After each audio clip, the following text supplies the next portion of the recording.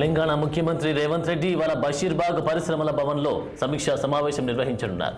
పరిశ్రమలో పెట్టుబడులపై సమీక్ష చేయనున్నారు. మధ్యాహ్నం 3 గంటలకు సంబంధిత అధికారులు సమావేశంలో పాల్గొనున్నారు. సమీక్ష అనంతరం సీఎం రేవంత్ తిరుమలకు వెళ్లనున్నారు. సాయంత్రం తిరుపతికి చేరుకొని రేపు స్వామివారిని దర్శించుకోనున్నారు సీఎం రేవంత్ రెడ్డి. ఇవాటి నుంచే తిరుమలలో వీఐపీ దర్శనాలు ప్రారంభమయ్యాయి. దీంతో నేరుగా తిరుమల శ్రీవారిని దర్శించుకోనున్నారు సీఎం రేవంత్. ఈ మేరకు అధికారులు అన్ని ఏర్పాట్లు చేశారు.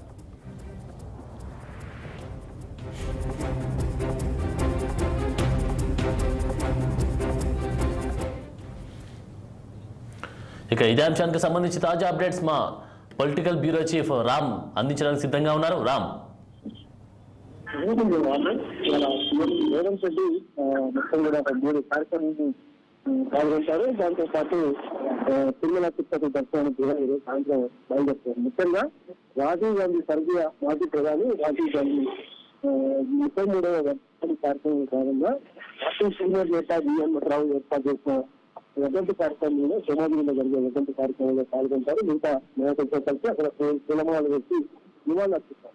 అదేవిధంగా తర్వాత బషీర్బాగ్లోని పరిశ్రమల భవన్లో పరిశ్రమ రంగంపై కీలక సమీక్ష సమావేశం నిర్వహిస్తారు. ఈ మంత్రి గారితో కలిసి ఇండస్ట్రీస్ ముఖ్య శాఖ అధికారులు కూడా ఈ సమావేశంలో పాల్గొంటారు. ముఖ్యంగా రాష్ట్రంలో ఇప్పటికే పరిశ్రమల స్థాపన కోసం ప్రభుత్వం ఏర్పడిన చర్చలోనే ముఖ్యమంత్రి రేవంత్ రెడ్డి, తర్వాత మంత్రి శ్రీధర్బాబు, ఇండస్ట్రీస్ సెక్రటరీ జయేష్ రంజన్ కలిసి దుబాయ్ పర్యటన కూడా చేశారు. పలు పరిశ్రమలతో ఒప్పందాలు చేస్తున్నారు. దాంతో పాటు నిజాం షుగర్ ఫ్యాక్టరీ సంబంధించిన విషయంలో కూడా ఇప్పటికే ప్రభుత్వం తప్పని చర్యలు తీసుకుంటామని చెప్పింది. దాని దిశగా అడుగులు వేసేందుకు గల సమస్య సంబంధించిన చర్చిస్తారు. అదేవిధంగా ఈ పరిశ్రమలకు విద్యుత్ సరఫరా అంతరాయం కలగకుండా, అదేవిధంగా ఈ పరిశ్రమలు వచ్చే వాళ్ళకి భూమిని కేటాయించి టీఆర్ఎస్ ప్రభుత్వంలో పరిశ్రమలు ఇండస్ట్రీస్ కన్స్ట్రక్షన్ వారిగా పరిశ్రమలు ఏర్పాటు చేయలేదు. ఆ పరిశ్రమల భూములను వెనక్కి తీసుకోవాలా, దాన్ని ఏ విధంగా ముందుకు తీసుకోవాలి అంటే కూడా సమస్య చేశారు. ఇప్పటికే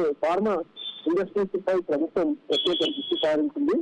ఔట్సోర్సింగ్ చుట్టుపక్కల వికేంద్రీకరణ రూపంలో ఒకే దగ్గర కాకుండా ఒక 4-5 కోట్ల ఈ పరిశ్రమ ఫార్మా రంగం ఉండటం వల్ల జీవన పాటుతో పాటు ఆ ప్రాంత అభివృద్ధి కూడా తన స్థాయిలో ఆసక్తి చెందుతుంది.